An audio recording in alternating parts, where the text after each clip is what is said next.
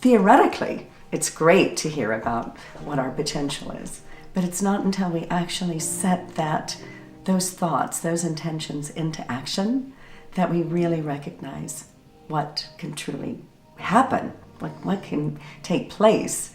And it's so much fun. It's so much fun to just push up your sleeves and recognize that we're part of a huge community of people that all want to take action.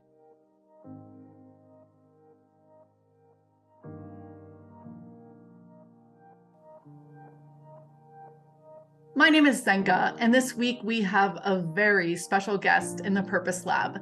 This woman's heart is so big, her kindness literally wraps around the world to all sorts of people of all nations, all colors, all economic status, and all purposes. She is making big change, and we're excited to tell her story here. I would be talking about none other than Laura Rose. I started working in cultural exchange, and that was magic for me. And I suddenly realized that all my focus on me was changing to the we, to the collective we. And I started working with international students from all over the world. And that was such an extraordinary experience because I was facilitating their experiences.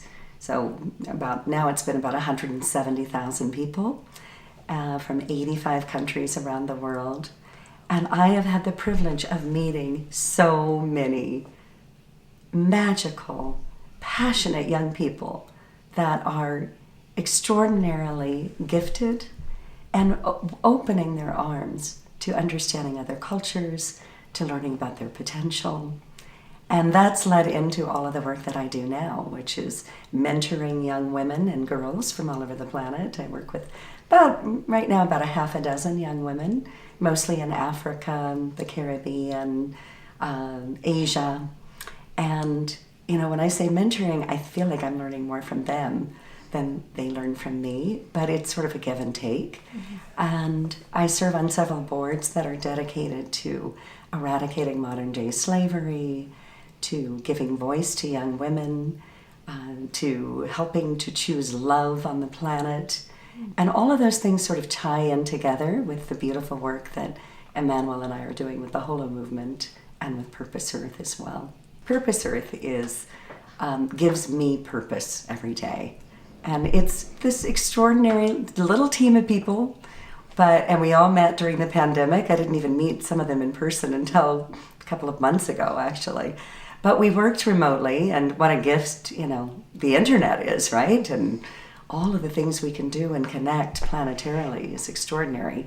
So here we are with Purpose Earth, and we decided to set up a little not-for-profit that is bringing together grassroots organizations and people and projects that are all over the planet that are finding solutions to their own community's challenges. And that means building schools in the Dominican Republic for children who didn't have a mom or a dad at home to take care of them when they're 4 years old and we're kind of running around barefoot and maybe only eating rice once a day. We're now providing 2 square meals a day. Their kids are learning their colors, their shapes, because they don't go to school until they're about 7. So, there's a long time there where they need love and care and an opportunity to learn. We're also setting up training schools in Nepal and Africa to teach women a marketable skill to prevent forced marriage, to prevent modern-day slavery. We're working with a lot of environmental sustainability programs. So we meet these organizations, they submit an application to us, and we have this amazing group of selection council members that read through all of the applications. And then, the hardest part is narrowing it down to the handful that we're able to actually give support to. But then that relationship goes on for a long time. And it means mentoring, interaction, ongoing support, in many cases ongoing funding. So it brings huge joy. And then that's now become part of the Holo movement as well. So the Holo movement is my husband's dream, Emanuel Kuntzelman. And, he was my first mentor. And I met him a long time ago on a bus on the way to the pyramids of Teotihuacan. And he started talking to me about quantum physics, which I knew nothing about. And I was kind of in this desperate state of trying to figure out my life. And all of a sudden, hearing about Bell's theorem, I just went, wow, that's incredible. And I felt this extraordinary connection with him, with the universe, that I finally understood. And so that led us today to the Holo movement, which is bringing together through the implicate and the explicate, which is what David Bohm talks about, who's a brilliant American physicist and a contemporary of Einstein's, with whom he worked once upon a time. And it's about bringing us together as one whole movement of movements that can unite all of the beautiful work that's being done on the planet and connect it in a way that gives meaning and sense, not just to the people who are carrying the work out, but all of the people on the planet who are looking for some place to put their faith. I think what's brought me the most joy through all of my work with Purpose Earth, with Greenheart and cultural exchange, and now with the Holo movement, is action. You know, we've spent so much of our lives listening to people talk about, theoretically, it's great to hear about what our potential is, but it's not until we actually set those thoughts, those intentions into action that we really recognize what can truly happen, what can take place. And it's so much fun. It's so much fun to just push up your sleeves and recognize that we're part of a huge community of people that all want to take action. And that by linking all of them together and recognizing that it's not about saying that, there's somebody who's underprivileged or deserves something better and therefore, I'm going to step in with my S-cape on and save the day. That's not it. I mean, what I see is that we are part of something where we are now recognizing that everywhere on the planet there are brilliant people who are coming up with solutions, who are taking action, and all they need is support. All they need is to be heard. So that's where I think there's that thread that connects all of this together. It happened with cultural exchange, with getting to know young people who, by the way, when I think about it, the families who hosted a lot of these exchange students honestly got more, or at least as much, benefit from the experience as the young people that they were hosting. And that includes Americans, French families from all over the world who think, I'm opening myself to cultural exchange so that I can teach these people about the right way to live. But so often, when you get together with these people afterwards, they say, my whole world has just been lit up by meeting a young girl from Kazakhstan who was so passionate about volunteering that now we're all volunteering. So, traveling opens people to their purpose, to their calling. Moving out of your comfort zone is the number one thing that every one of us can do to have a deeper connection with the world around us, because we have so many more likenesses than differences. Now, one of the projects that we support with Purpose Earth is called Ghazala Weaving, and it's so relevant right now with the tension in the Middle East. And it's bringing together Bedouin Muslim women with Israeli women, and they are creating these extraordinarily beautiful textiles. They're working in community, even with the most recent horrific, devastating debacle that's occurring right now in the Middle East. They are joined heart to heart, hip to hip, elbow to elbow, and they're doing this beautiful work together, and they're encouraging their community in southern Israel to lay down their arms, for everybody to lay down their differences and their anger, to let it go. And they're doing it and reviving a 1,000-year-old weaving tradition. There was a time where I really had no idea what I wanted to do in my life. And, I had done volunteering as a young woman, and in high school I had volunteered, and I loved it, but I knew that I didn't want to work in a hospital, even though that's what I was doing. And then, life happened, getting through college, trying to make a living, all of those things. And I was broke. So I started working in jobs that I was good at, and they paid the bills. I had little trophies on my desk, but I felt no fulfillment. And when I was 26, I woke up and I cried. And I cried because I thought I was so old, so over the hill. And I thought by then I was going to know exactly what I wanted to do with my life. And I cried because I had no idea. But I started thinking back on a dream that I had as a girl. When I was about 10 years old, I had a dream that I lived in this beautiful cottage, this incredibly beautiful cottage. And it was sort of like, it had a fireplace and it had some half timbering, and it was set in a beautiful forest, and there were trees and butterflies and flowers everywhere. And one day this knock came on the door, and it was this boom, boom, boom. And I was trembling in the dream. And I went to open the door, and there was a spirit being there. And the spirit invited me to join it on this sort of magic carpet, this invisible magic carpet. And I knew that I had to go.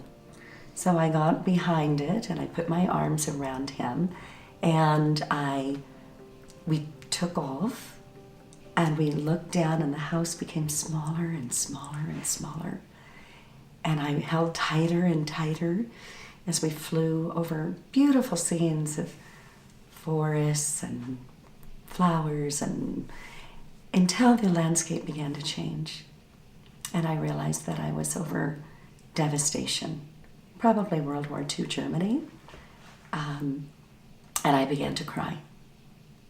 And the spirit being said to me, you will have a choice in your life, to stay in your beautiful cottage or to go out into the world and make a difference. And I remember waking that morning, and the only thing I really remember thinking was that I had to hold on to that dream and remember it, but I had forgotten it for a long time. So when I turned 26, that was one of the moments where I had that recollection of saying, I'm focusing too much on me. I'm focusing too much on how is Laura going to be happy?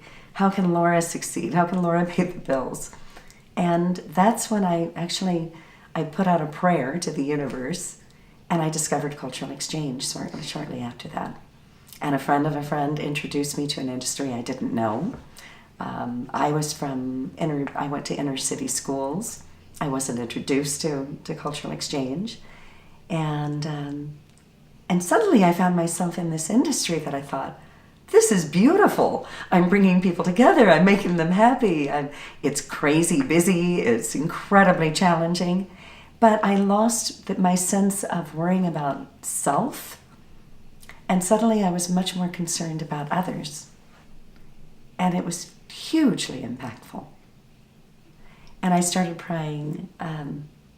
I started praying when I took up yoga.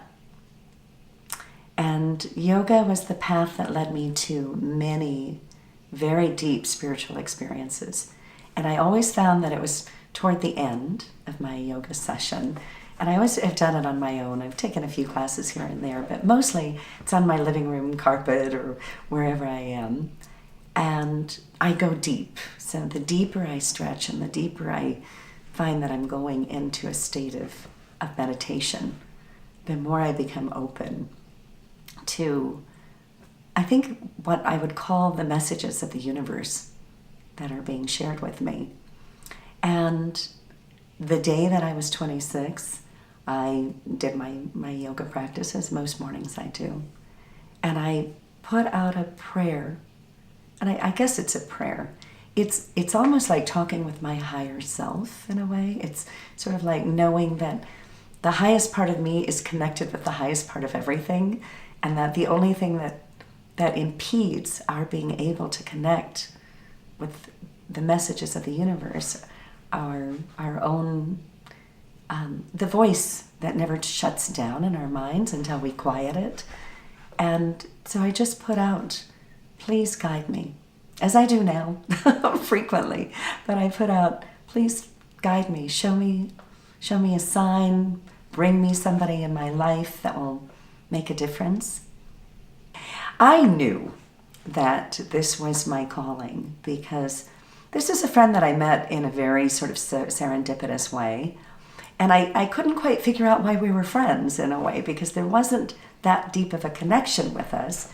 But I kept, encountering this person again and again and thinking, interesting, I wonder why that is. And then one day I saw her and she said, by the way, I know you have a background in sales and travel and all of these different things.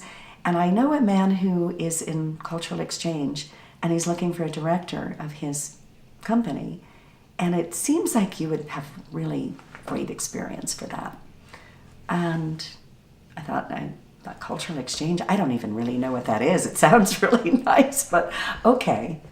And when I met him, I walked into this funky little office on Fillmore Street in San Francisco where I was living.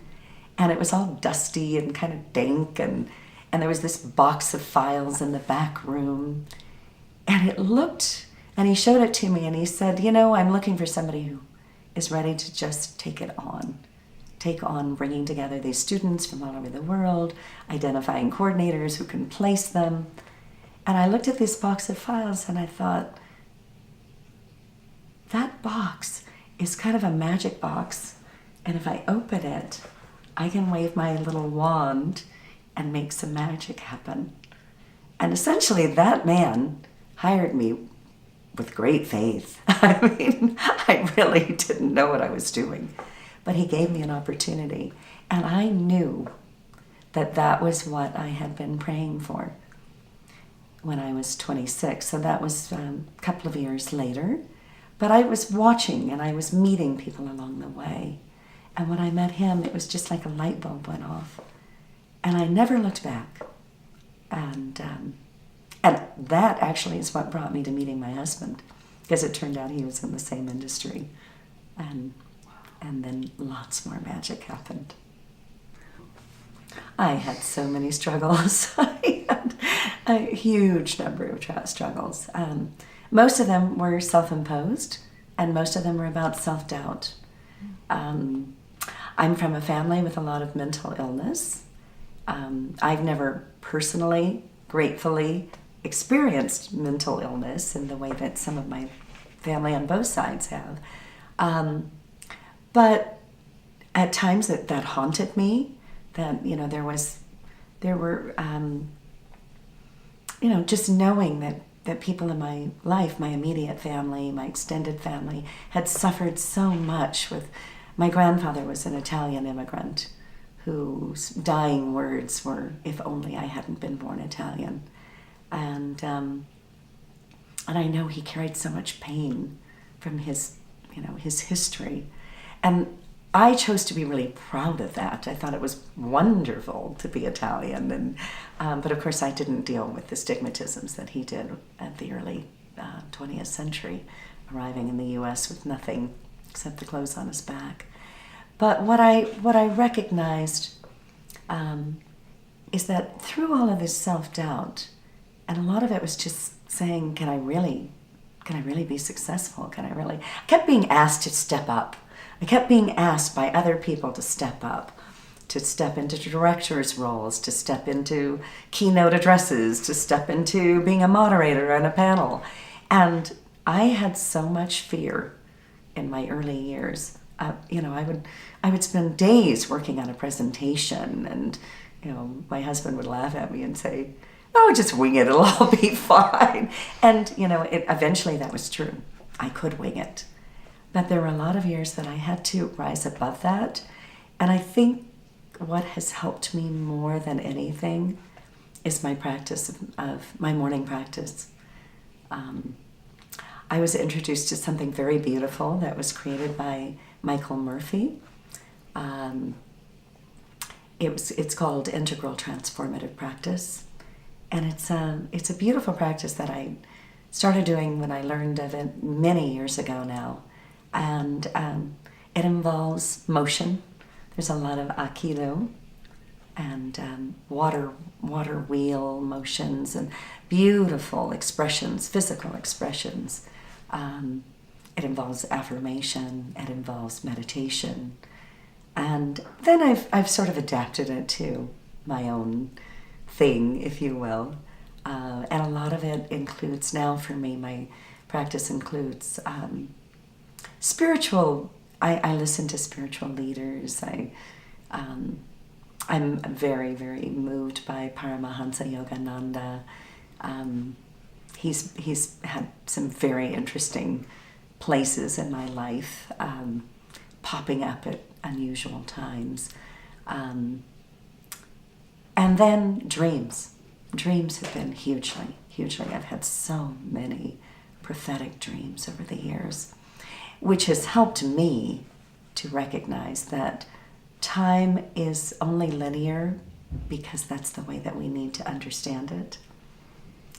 But as a little girl, one of my earliest memories is being in a garden filled with butterflies. This wasn't a dream. This was just being in the backyard of the house where I lived and looking at things and suddenly having this strong recognition that if I could just lift the membrane or the curtain that was between me and true reality, that everything would be fine. And that there was this beautiful light and beautiful energy that was there. And it was just like, if I could just reach my hand through it, I knew it was there. And then curiously, many years later, I was at an IONS, an Institute of Noetic Sciences conference, and Cassie Veaton, who's a brilliant PhD, was giving a lecture. And she showed an image. It was an image of it was from a medieval painting. And it showed a man in sort of, the elfin shoes that they wore in the Renaissance. And he was in the little turreted castles with the little flags on them. And then there were stars and things behind him. And he was lifting like a curtain. And it was exactly what my dream, but it wasn't a dream, my experience as a little girl was. And I remember catching my breath in this talk and thinking, that's it. And I'm not the only one who's thought this. It's being experienced by all of these people right now. And somebody originally painted that and knew it then, 600 years ago or whatever that was. I believe we're all born with our potential path laid out, and that I believe that we choose it before we're born. That in the Bardo plane, or whatever you want to call it, there's so many terms for it, but I believe that between lives, that we choose who we need to meet, where we need to go, what we need to accomplish to go to the next step in our evolutionary path, which I believe is centuries, millennia long. And I also believe that it's not just about predestiny. We all have choice. We are all able to, and gifted, to find those signposts along the way and to recognize them. And part of our responsibility as a human being on this planet, especially if we're privileged enough to know where our next meal is coming from, to know that we have a roof over our heads, to know that we have access to medical care. Those people who are truly privileged, which is not nearly enough people on the planet, that it is our responsibility to identify that, to go into the silence, to do whatever that takes. I think it can be recording your dreams. It can be silent retreats, which are hugely, hugely beneficial. Listening to nature. I think nature provides so many clues. I have this extraordinary connection with some of the animals that are here. And Emanuel calls me a javelina whisperer because we have these beautiful, they're not pigs, they're peccaries, they're part of the hippopotamus family. But I have this extraordinary sort of relationship with them, and I feel that, they move in a herd just like an elephant does, just like elephants do, and they have the same paths. They move on the same paths again and again. And I think, the animal kingdom is here to give us messages about finding our path, finding our herd, connecting with nature and the universe itself in such a way that we are, we're not separate from it, but we just recognize that we're a part of it. When I'm at my best, when I really am at my best, and that means the days where I give myself to the universe. I stop trying to control outcomes, and I just throw myself into whatever the moment is. What I see is that there's an attractor. There's an attractor within each of us that draws other people to us. When we are at our fullest expression of our potential, because it's like shining a light, right? We live in so much darkness.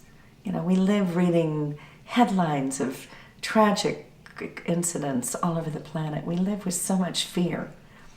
And I think there's it's that holotropic attractor that brings us all together, that I see in young women, for example, who, after I did a blog not long ago for a girls' empowerment platform, that I had several young women reach out to me and say, I just want to talk. Can we just talk? And, even though it's by Zoom and they're in Brazil and I'm in the US, and I think what happens is that there's a magnetic force that draws people in to positivity, and that we look for light. We're all desperate for answers. We're all seeking. And the more that we can provide, I think, a core strength within ourselves, to ourselves as a gift, the more we can give that to other people. To find one's calling, we put a huge amount of pressure on ourselves, right? There's this feeling that we have to do, Mother Teresa's very used quote, but it's so brilliant, is that not all of us can do great things, but we can all do small things with great love. And I think that's such a great reminder. The first time I read that, I thought, that's it. That's really it, is that it's the small things that add up to making us feel that we're living our purpose. And my dear, beautiful friend Laura Pena, who's the founder of She Is the Universe, a Dominican woman who's just brilliant. And she tells the girls that we work with, if you want to find your purpose, find what makes you cry. And I think that's true. I really think that what makes you cry, and I'm not crying now, I'm just, but I just think that what will bring us a sense of purpose is when we relax, and when we think about, when we give, pour our hearts into just considering, what is it that makes me cry? What is it that makes me want to make a difference? And honestly, in every community, in every state, every country on the planet, there is so much need. And it's the really little things. I mean, a few years ago when I was living in Chicago, there was a food bank near us, and I went in one day to drop off some food, and there was the woman who was running the place asked me if I knew anybody who spoke Spanish because they needed some help with translating. And I said, well, I'm fairly fluent in Spanish, so I started just doing translations for this food in. And it's little things like that, right? I mean, it doesn't have to be huge. Just bringing soup cans to a soup kitchen can make you feel great. And the gift of giving gives back so much more than the actual act of giving. Yeah. It's very much, it's that circular economy. And that's one of the things we support so greatly at Purpose Earth is the circular economy. And it's not just, giving something. It's what can I do to become integrated into a community where there's a give and take and where there's reciprocity. We're finding ourselves, we are in an extremely challenging time. There's no question about that. But it's only in the face of challenge. Evolution has proven that it is only when our species is challenged and when other species are challenged that we have the opportunity to make the significant paradigm changes that can change the world as we know it. And I truly believe that we are on an evolutionary path that has not ended. I mean, for those of us who aren't creationists, and I'm a creationist of a different sort, but I believe that we've gone through an evolutionary path over millions and millions of years. And if Homo erectus was part of it and Homo sapien is now where we're at, what's to say that that's the last step? Why would that even be the case? Why would we even think that's the case? And, maybe it's Homo omega. Whatever it's called, it doesn't really matter. But the point is that we are so brilliant. And the only thing that's standing between ourselves and what our true potential is our own inability to believe in what's possible. And I truly believe that we are on the threshold of being extraordinary and bringing the extraordinariness that we have within each of us to a culminating point where we evolve beyond the strife and the suffering into a place of light and love and understanding.